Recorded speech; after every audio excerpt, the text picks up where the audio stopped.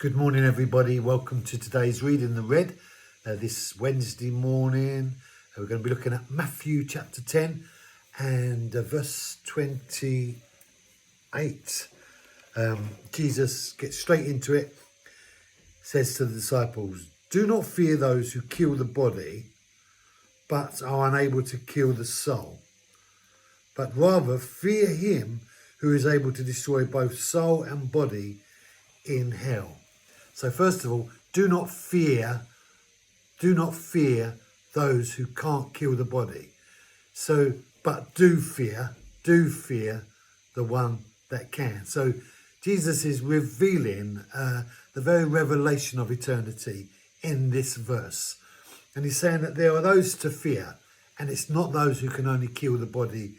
It's the one who can kill the body and the soul and the spirit, the one who can take charge even beyond death.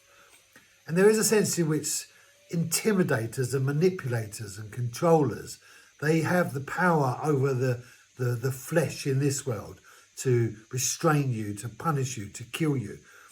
But they have nothing to do with what goes on beyond death. And so there's this sense of Jesus is getting the disciples to gain a perspective, not just of the now, as it were, but also about the not yet. And not just about this world, but about the world beyond this world.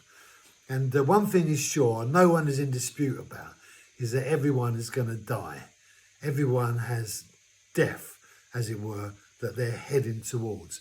And Jesus is telling the disciples, look, during this time here, there's going to be stuff. That's just life. But there's going to come a time when this life ends, and then there's another thing that's coming. And Jesus is saying that they can't do anything about that thing, but there is someone that can. And he is the one that you need to be mindful of. You need to be on the right side of God. God is that one. And you need to be on the right side of God. And I was thinking this morning, as I was running, the sense of this isn't just it. There's a whole new thing to come. And we need to be mindful of beyond death. And I just felt this morning, we don't want to go into death an enemy of God. We need to go into death as God's friends. Otherwise, we're really in trouble. And this is what Jesus is saying. Jesus is saying we need to be the right side of God. We need to be, as it were, on talking terms with God. We need to be in a relationship with God. Don't worry about them that are trying to, do stuff to your body now. God can manage them. God can sort those things out. God can resolve you. God can reveal to you the kind of revelations you need to overcome those who are seeking to overcome you now. God will provide. He's your protector, your healer. He's your deliverer. He can sort this out now. But there's another world that's coming beyond death. And we need to make sure that when we go into that place of death, we are actually in a positive relationship with God, lest we find ourselves in big trouble. Because right here, right at the end, in that 28th verse, Jesus says this, "Do not fear those who kill the body, but those who are able to kill the soul." And this concept of soul is a passionate thing in my heart, because it's our mind, emotions, and our will.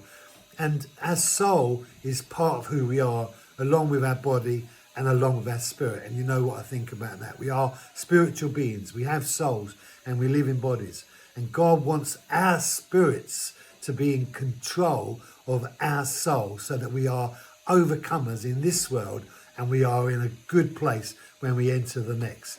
Have a great Wednesday, and I'll see you tomorrow morning.